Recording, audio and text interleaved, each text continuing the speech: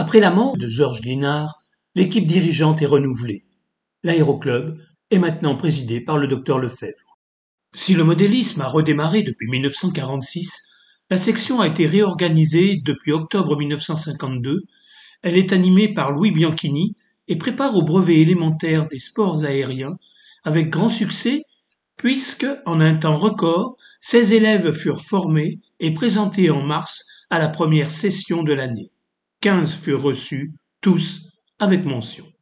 Cette année-là est créée la section parachutisme, dirigée par le lieutenant Royer, ancien parachutiste. Les premiers sauts auront lieu le 14 juin. La section compte à sa création une douzaine de membres, pour la plupart anciens parachutistes militaires, qui, ayant déjà effectué plus de 15 sauts, obtiennent par équivalence leur brevet premier degré civil. C'est le caudron phalène de l'aéroclub qui est utilisé pour le largage. En octobre 1947, une section vol à voile est créée, mais elle va vivoter jusqu'à l'arrivée, en 1956, du moniteur Châtel et d'un biplace émouché. Monsieur Soberly devient président du club suite à un différend sur le licenciement du mécanicien Philippe Laurent. Il le restera jusqu'en 1976. Le 11 décembre, en assemblée générale extraordinaire, les statuts de 1924 sont remplacés.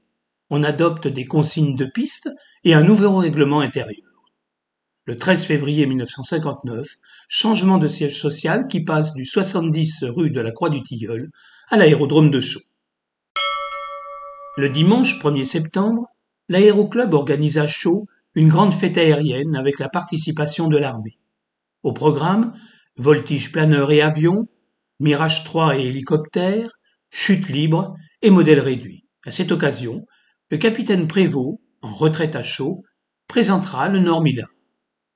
En début d'année, la flotte était composée de 2 Piper J3, d'un D-112 et d'un ambassadeur 120 chevaux. En juin, le club prend livraison de son premier avion à train tricycle, le Zulu Novembre, un rallye. Les pistes sont au nombre de 3, en plus de la 1836 que nous connaissons et qui faisait 994 mètres, il y avait une 0422 de 790 mètres et une 1634 de 917 mètres. L'aérodrome de Fontaine est rendu au secteur public et l'aérodrome de Chaux se voit condamné à devenir une zone industrielle. Heureusement, l'idée n'ira pas jusqu'au bout et on sait aujourd'hui que finalement, c'est le contraire qui se réalisera. Le 9 octobre, incendie du restaurant. Il ne restera rien du clubhouse. On utilisera les bureaux de l'atelier mécanique au fond du hangar pour les formations de pilotes et les avions continueront de voler. Nouveau président, M. Dellenbach succède à M. Soberly.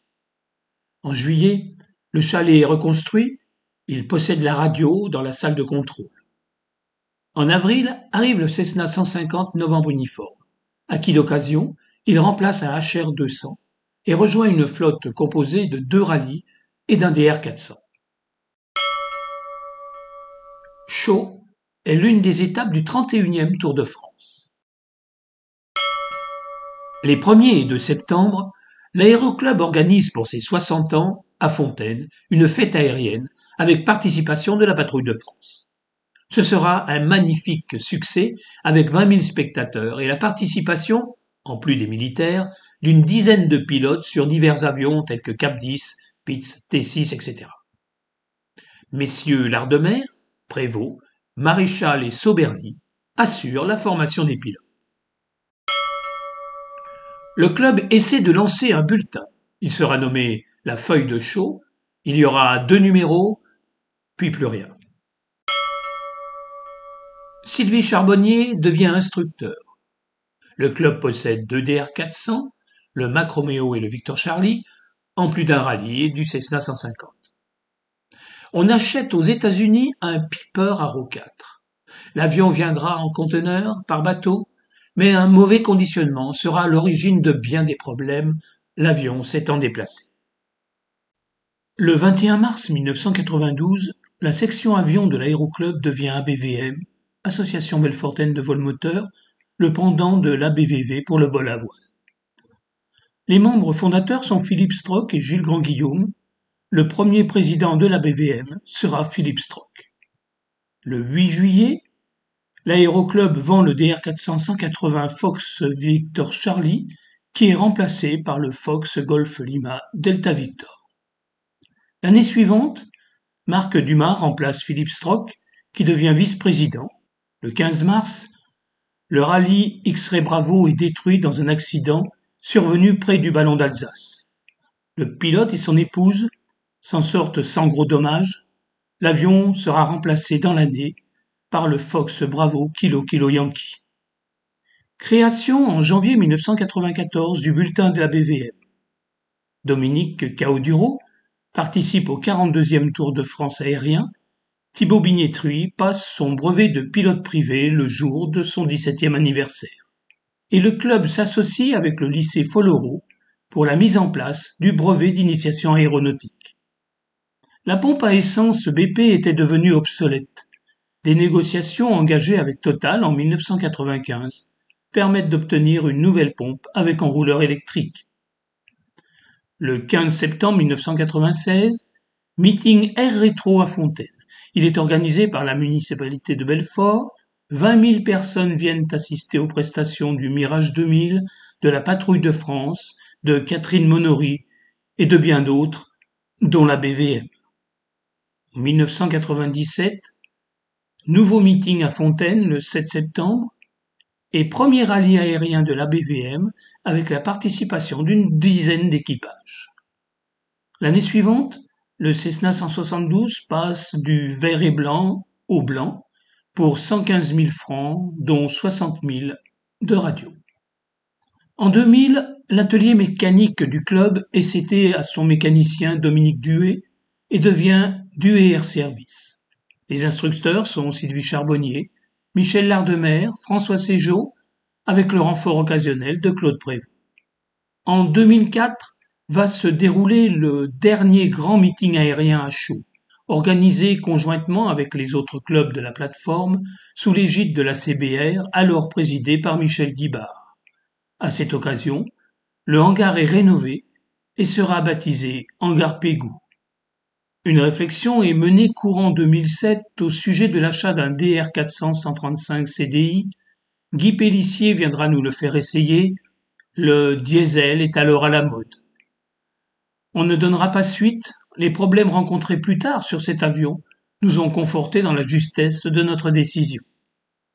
Lors de l'assemblée du 17 avril 2010, après 17 ans de service à la tête du club, Marc Dumas ne se présente pas. Joël Crémachy est élu président et entame une série d'actions, comme la réfection des locaux et la vente du Piper Arrow 4 qui ne volait plus assez. Arrivée de Laurent Nicolodi courant 2011 en tant qu'instructeur. L'achat d'un nouvel avion type DR400-120 a été décidé pour un budget de 60 à 70 000 euros. Changement de logo du club, c'est la proposition d'Aurélien Clerc qui est retenue. La première soirée barbecue est organisée le 25 juin. En fin d'année, Frédéric Kirtz trouve l'avion tant recherché. Il est basé à Doncourt, il est de 2002, à 5000 heures de vol, mais vaut 95 000 euros. C'est le Fox Golf X-Ray Golf Hotel, toujours avec nous aujourd'hui. Enfin, l'école voulue par Joël Crémachy se construit. Il reste en projet l'idée de rendre frères les deux DR400-120 par leur tableau de bord.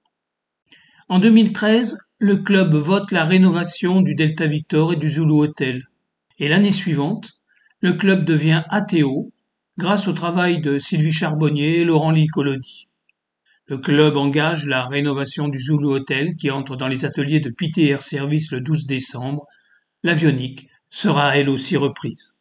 Un an plus tard, après le Zulu Hotel, c'est au tour du Delta Victor qui rejoint lui aussi Pité Air Service. L'avionique sera elle aussi remplacée. En 2016, Shaw est une des étapes du Grass Cockpit, un rallye aérien qui met en avant le patrimoine des pistes en herbe. Beaucoup d'avions sont en rendez-vous. Hélas, il n'y aura que 2 éditions. En 2017, après 36 ans de présence à Shaw, l'abandon du Cessna 150 novembre uniforme est acté. L'année suivante, La cellule et l'hélice de l'avion sont vendus à l'aéroclub du pays de Montbéliard. Le moteur était arrivé en fin de potentiel. Dans le même temps, de gros travaux sont réalisés dans le hangar Pégou afin de créer une salle de réunion et de formation. Nombreux sont les membres qui vont participer aux travaux les week-ends. Le club décide de passer en DTO. L'opération sera pilotée par Sylvie Charbonnier. Mais la fin de l'année sera douloureusement marquée par la perte du Zulu Hotel, heureusement sans blessure pour le pilote. En début d'année 2020, le club décide de l'achat d'un DR400 120 d'occasion à faire voler de suite pour pallier à la perte du Zulu Hotel et d'un DR400 120 neuf car les délais de fabrication sont très longs. Suite à des problèmes de santé, Joël Cremachi se voit contraint d'arrêter de voler et laisse la place de président. Maryse Pérez, compagne de Joël après 20 ans d'années de secrétaire, arrête aussi. Lors de l'Assemblée générale du 14 mars 2020, Roland Prenez devient président. Mais le soir même, le confinement est décidé par le gouvernement, un début de mandat bien étrange. Mais Roland Prenez est volontaire et ne se laisse pas abattre. Pour sa première réunion de bureau, qui se tient en visioconférence pour respecter les consignes de confinement, il présente un projet dont les axes principaux sont la modernisation de notre flotte, le développement et la croissance de l'attractivité et de l'activité du club, l'instruction, la sécurité et la gouvernance partagée.